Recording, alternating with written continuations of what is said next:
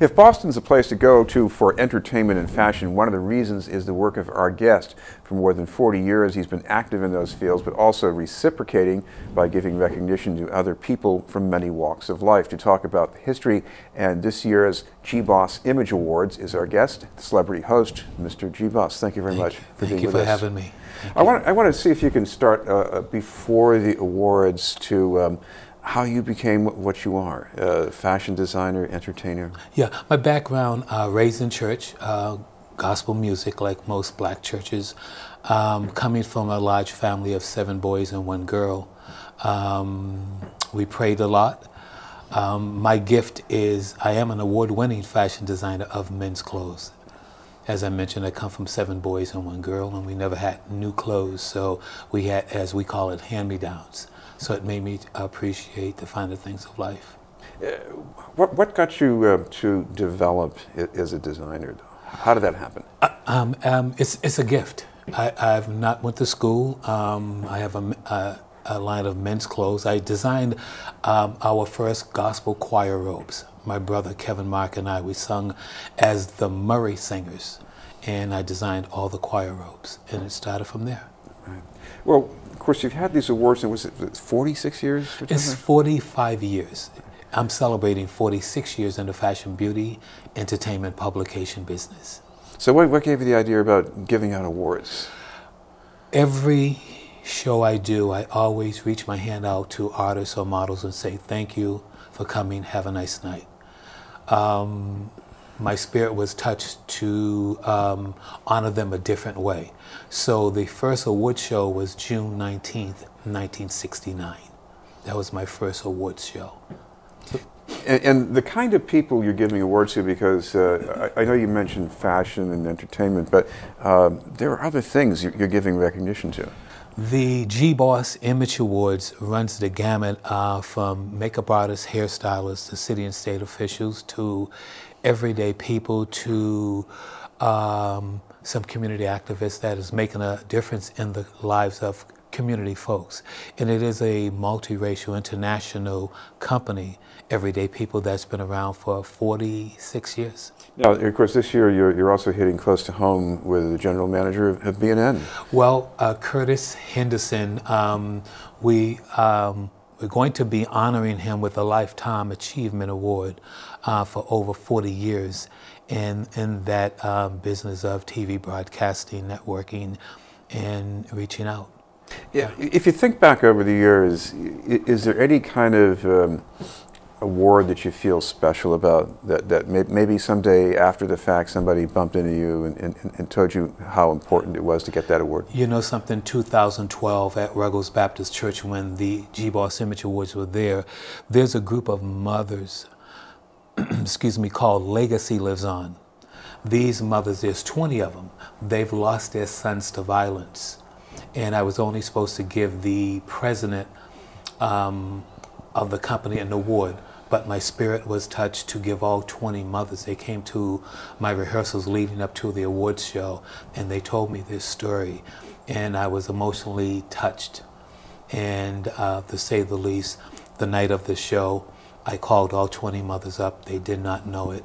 I'd given them each an award. They said, thank you for the award. You can't bring back my son, but when I look at the plaque on the wall, someone has acknowledged, you know, what I went through. So that award right there is called the Hope and Courage Award.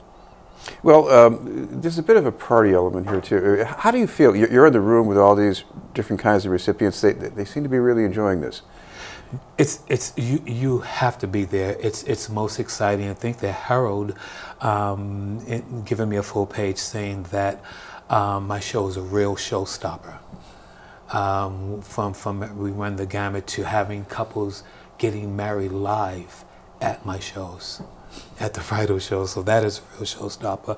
But it's very warm, hot.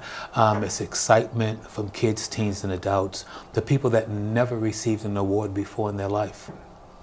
And they bring their mother, their aunt. Someone comes from out of town, and they're acknowledged. They're being, as I honor them, they're honoring me for what I've done also. I was looking at a clip from last year, and you see some people splendidly dressed. Oh yeah. And there was one comment saying that, you know, there ought to be fashion shows in churches. I know some denominations are not as comfortable, but why would that be such a nice idea?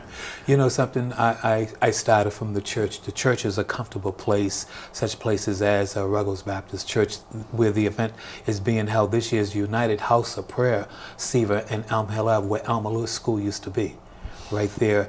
And it just gives us that heavenly feel, that comfortable, safe atmosphere. And again, I'm respectful of the house of God, where the pastors or bishops, priests would allow us to have a family fashion show. And as you've seen the YouTube video, it's my first time on YouTube. Right. And I guess this is the way people in that community, that they can embrace a self-image that might be hard to do anywhere else. Yeah, well, you know something, we've embraced it before, but really as a show promoter and producer is to bring that out to everyday people, not just people in my community. Well, tell us a little bit about the next awards coming up a bit later this fall. On Sunday, November 2nd, 5 p.m., we are introducing the Look of Beauty Award for Ruth Brown, who is one of the educators of helping open up about 20 salons. She teaches them how to get their license. There is a young little girl named Kamari Nuna, and she's only 7 years old. She does liturgical dance, and she's receiving the Angel Dance Award of the Year. There's a poet called Black Like Crystal.